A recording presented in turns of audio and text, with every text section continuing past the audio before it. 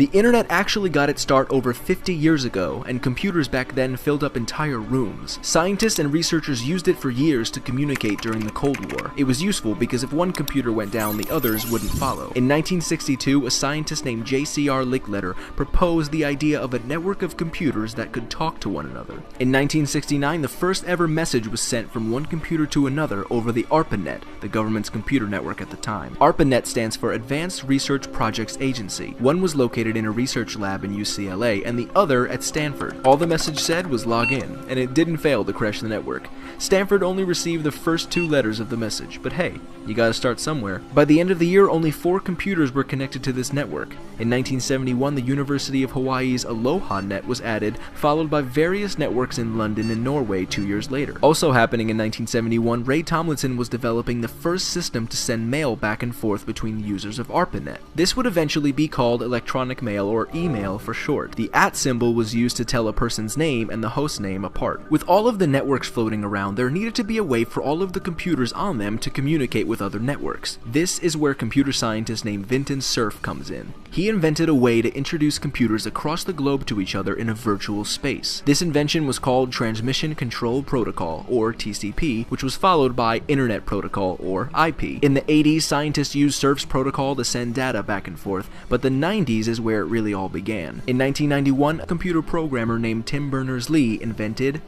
the World Wide Web. This wasn't just a data sharing space for scientists anymore, this was an entire network of information that was accessible to anyone with an internet connection. You're using a browser right now to watch this video, and some of the popular ones are Firefox, Google